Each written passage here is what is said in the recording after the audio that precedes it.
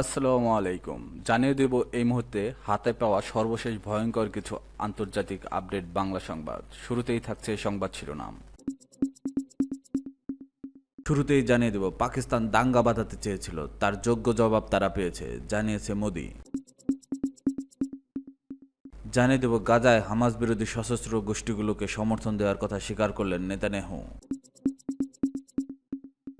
এরপর রয়েছে যুদ্ধবিরতির আগে রাশিয়া ইউক্রেনের পাল্টাপাল্টি ড্রোন হামলা। সর্বশেষ থাকছে ঈদের দিনে গাজাবাসীর জন্য দুঃসংবাদ। এখন শুনছিলেন সংবাদ শিরোনাম, এবার বিস্তারিত।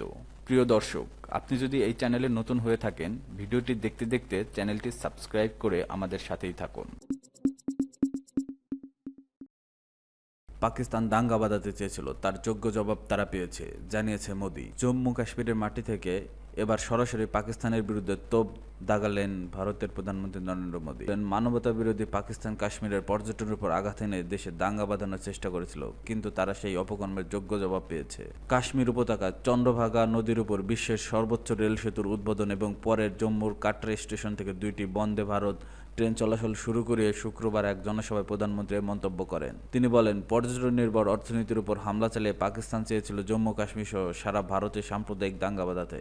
সে কারণে যেন হিন্দু পর্যটকদের আক্রমণ করেছে, তেমনি মেরে ফেলেছে স্থানীয় শহীদ আদিল হোসেনকে। ঘোড়াচালক কিংবা গাইড সবাইকে শেষ করার ষড়যন্ত্র করেছিল পাকিস্তান, চেয়েছিল দেশে দাঙ্গা বাঁধাতে, কিন্তু জম্মু কাশ্মীর ও সারা দেশের মানুষ সেই চক্রান্ত ব্যর্থ করে দিয়েছে। মোদি বলেন, পেহেলগামের হামলা ছিল মানবতা ও কাশ্মীরিয়তের বিরুদ্ধে। গত এপ্রিল মাসের 19 তারিখ চন্দ্রভাগা নদীর উপর অঞ্জি সেতু উদ্বোধনে কাশ্মীরে যাওয়ার কথা ছিল নরেন্দ্র মোদীর, কিন্তু খারাপ আবহাওয়ার পূর্বাভাস থাকায় সেই সফর বাতিল করা হয়। 3 দিন পর 22 এপ্রিল ঘটে যায় পেহেলগাম কাণ্ড।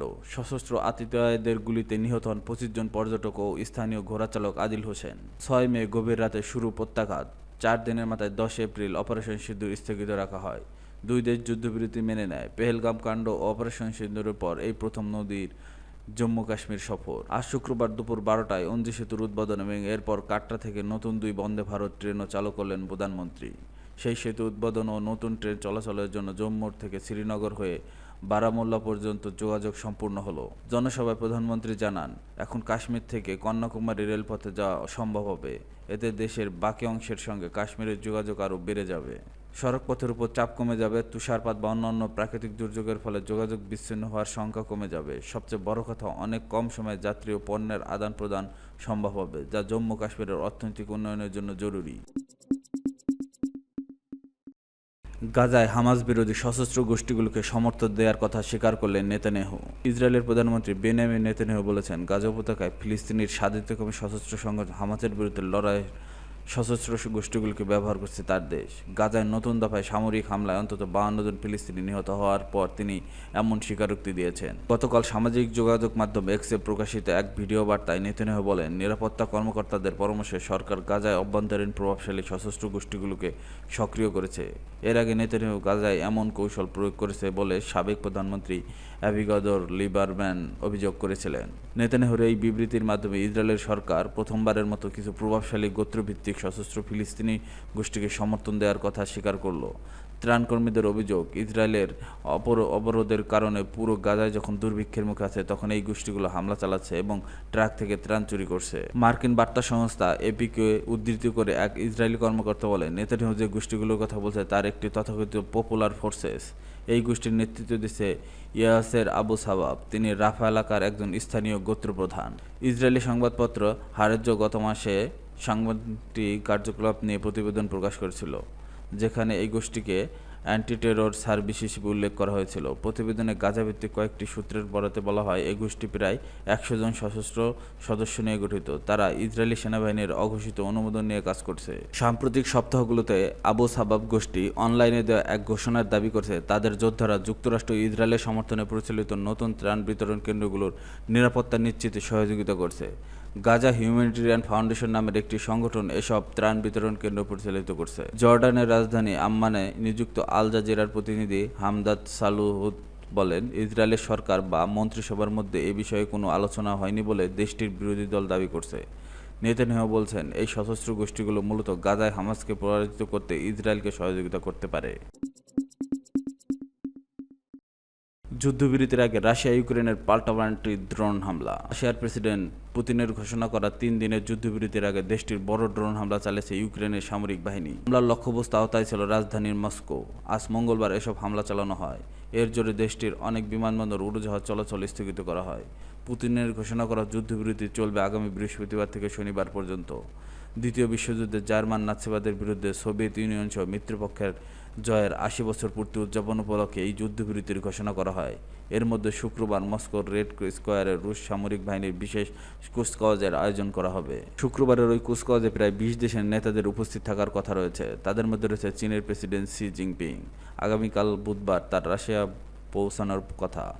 এর আগে রাশিয়া জুড়ে ইউক্রেনে শতাধিক ড্রোন হামলার খবর জানালো মস্কো। কিয়েভও জানিয়েছে তাদের উপর 136টি ড্রোন হামলা চালিয়েছে রাশিয়ার সামরিক বাহিনী।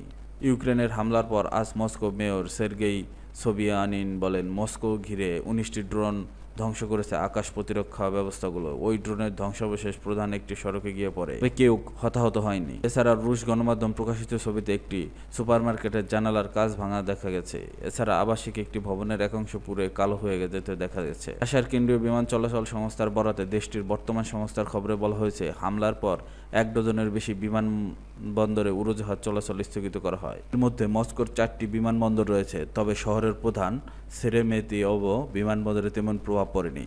হামলার সেবা বিঘ্নিত হয় ভোলগোগ্রাদ ও নিজনি নেবোগ্রাদ শহরের বিমানবন্দরেও। এদিকে রাশিয়ার ভোরোনেজ ও পেনজার গভর্নররা জানিয়েছে, আজ এই দুই অঞ্চলের যথাক্রমে 18 ও 10টি ইউক্রেনের ড্রোন ধ্বংস করা হয়েছে। এতে কেউ হতাহত হয়নি। এছাড়া কুরস্ক অঞ্চলের গভর্নর আলেকজান্ডার খিনশেতেইন জানিয়েছে, সেখানে একটি বিদ্যুৎ উপকেন্দ্রে হামলা হয়েছে। এতে 2 কিশোর আহত হয়েছে। ইউক্রেনের কর্মকর্তাদের দেওয়া তথ্য অনুযায়ী আজ দেশটিতে রাশিয়ার হামলায় অন্তত 2 জন নিহত হয়েছে। এর মধ্যে ওদেসা অঞ্চলে 1 জন এবং ক্রামাতোরস্ক শহরে 1 জন নিহত হন।